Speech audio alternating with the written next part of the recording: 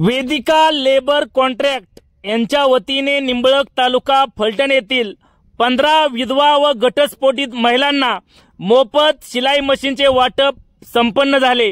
यावेळी ग्रामपंचायतच्या सदस्या सौ संगीता महेश भोसले, वेदिका लेबर कॉन्ट्रॅक्टच्या मॅनेजिंग डायरेक्टर वैशाली संदीप कांबळे, पुरोगामी संघर्ष परिषदेचे पश्चिम महाराष्ट्र उपाध्यक्ष कुमार रिटे तसेच संघटनेचे महाराष्ट्र प्रदेश कार्याध्यक्ष उदयसिंह बागाव पाटील, फलटण तालुका अध्यक्ष गुणवंत बागाव, धनाजी यादव, अमोल रणदिवे, अरुण खुडे, दिलीप बागाव, वेदिका लेबर कॉन्ट्रॅक्टचे HR मॅनेजर प्रेम भोसले, प्रशासन अधिकारी हरीश वाघमारे, दयानंद भोसले, विलास भोसले, सुशील भोसले, रोहित गायकवाड, रमेश दोशी आदींसह महिला यावेळी मोठ्या संख्येने उपस्थित होत्या। या वाटप कार्यक्रमाच्या नंतर काय म्हणाल्या वेदिका लेबर कॉन्ट्रॅक्टच्या मॅनेजिंग डायरेक्टर सौ वैशाली संदीप कांबळे तसेच लाभार्थी महिलांच्या प्रतिक्रिया। नमस्कार नमस्कार। आता बोलायला येते आपल्याला सगळ्याला, फक्त पुढे येऊन बोलायचं डेअरिंग होत नाहीये। आज आपण रविवार दिनांक 17/8/2025 रोजी खरं तर हे स्वातंत्र्य दिना दिवशीच आपण वाटप करणार होतो, पण आम्ही दोघंही कामामध्ये व्यस्त असल्यामुळं आपण हे वाटप 15 ऑगस्टला केलेलं नाहीये। आणि एक तर रविवार सुट्टीचा मिळतो आणि त्या सुट्टीच्या दिवशी एक सामाजिक भावनेतून आपण आपल्या ग्रामीण भागातील महिलांसाठी हा कार्यक्रम घेतलेला आहे। खरं तर हा शिलाई वाटपाचा कार्यक्रम आपण वेदिका लेबर कॉन्ट्रॅक्ट यांच्या माध्यमातून करतोय। वेदिका लेबर कॉन्ट्रॅक्ट 2018 पासून कार्यरत आहे, ते आज तागायत कार्यरत आहे। आताच सरांनी सांगितलेल्या पद्धतीनं आमच्या स्वतःच्या 2 फर्म आहेत, एक वेदिका लेबर कॉन्ट्रॅक्ट आणि दुसरी VS इंटिग्रेटेड ग्रुप। त्याचबरोबर पुण्यातील सेपमॅक्स कंपनी म्हणून त्या ठिकाणी सुद्धा आपली पार्टनरशिप आहे। तर या सगळ्याच्या माध्यमातून एक महिलांना स्वयंरोजगार उपलब्ध व्हावा, या महिला बाहेर कुठं रोजगार बघण्यासाठी जाऊ शकत नाहीत आणि या महिलांना घर बसल्या आपल्याला काय देता येतंय का, या विचारातून आपण एक उद्देश समोर ठेवून या शिलाई वाटपाचं काम आपल्याला करता येईल का याच्यावर विचार विमर्श केला आणि त्याच्यातून आज तुम्ही बघताय की आज आपण जवळपास 15 महिलांना की ज्या दुर्बल घटकातील आहेत, घटस्फोटित आहेत, विधवा आहेत, अशा महिलांना आपण या ठिकाणी मशीन वाटप करतोय। आता मशीन वाटप करत असतानाच त्याबरोबरच आम्ही दुसरीही त्यांना एक संधी उपलब्ध करून देतोय। या ठिकाणी आता तुम्हाला जे ॲप्रॉन दाखवलेलं आहे त्या ॲप्रॉन जर तुम्हाला शिवता आलं तर आपण एका कंपनीशी कॉन्टॅक्ट करून त्यांच्या मार्फत तुम्हाला हा ॲप्रॉन शिवायचा जो काय लॉट आहे तो देऊया, जेणेकरून प्रत्येक महिलेला दर महिन्याला 10 ते 12 हजार रुपये मिळतील। जर तुमची तयारी असेल तर आपण या ठिकाणी सगळ्या महिला जर एकत्रित येऊन एका ठिकाणी जर काम करणार असतील तर या ठिकाणी निंबळकमध्ये आपण जागा उपलब्ध करून देऊ आणि त्या जागेमध्ये येऊन त्यांनी या मशीन इथं ठेवून त्या मार्फत त्या मशीन वापरून तुम्ही ॲप्रॉनचं कामकाज, शिलाईचं कामकाज जरी केलं तरी चालेल, किंवा तुम्ही जर तुमच्या घरी करणार असाल तर ते सुद्धा आम्ही द्यायला तयार आहोत। फक्त तुमची तयारी महत्वाची, जिद्द माणसाकडे असली पाहिजे, जिद्द नसेल तर काहीच करू शकत नाही। अगदी तुम्हाला एक गोष्ट सांगायची जर झाली, रिसेंटली अगदी मागच्या 1-2 वर्षापूर्वीची गोष्ट आहे, बारामतीला मॅरेथॉन स्पर्धा होती, आता फलटण मध्ये सुद्धा आहे मॅरेथॉन स्पर्धा, आणि त्या मॅरेथॉन स्पर्धेमध्ये जी महिला जिंकली ती महिला लीला भगवान कोरे, ही महिला वय वर्ष 65, कुठलंही ट्रेनिंग नाही, कुठलंही तिला अद्ययावत प्रशिक्षण नाही, पण त्या महिलेनं एक जिद्द धरली आणि त्या ठिकाणी त्या मॅरेथॉन स्पर्धेमध्ये धावली, एक जिद्द ठेवली तिने की मला ही स्पर्धा जिंकायचीच आहे। आणि ती जिद्द डोळ्यासमोर ठेवून कुठलंही प्रॅक्टिस नसताना, सराव नसताना ती महिला त्या ठिकाणी धावली आणि 2.5 लाखाचं बक्षीस त्या महिलेला मिळालं।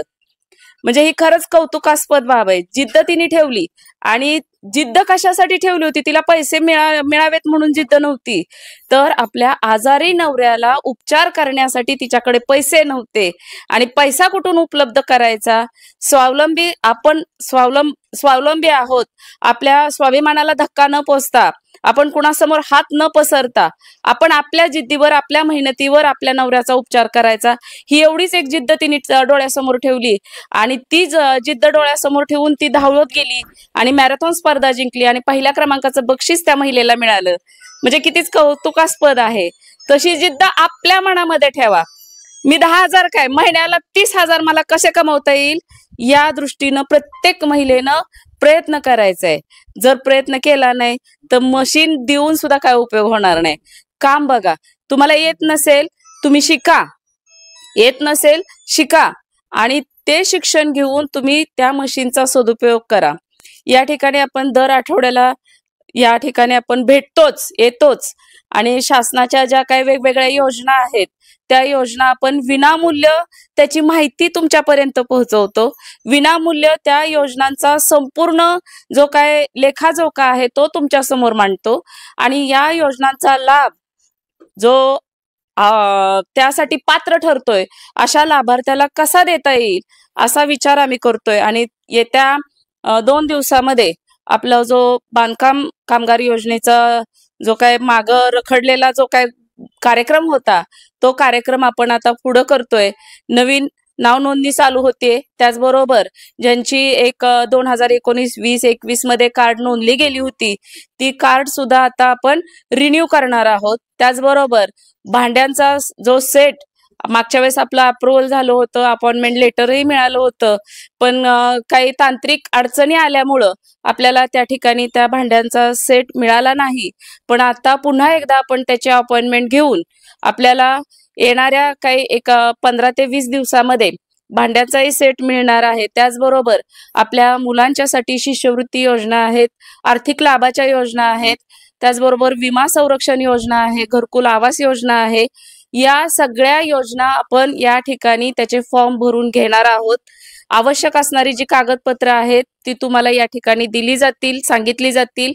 ती कागदपत्र तुम्ही या आठवड्यात नाही पुढच्या आठवड्यात किंवा येणाऱ्या 4-5 दिवसामध्ये तुम्हाला एक व्हॉट्सअप ग्रुप तयार केलेला आहे.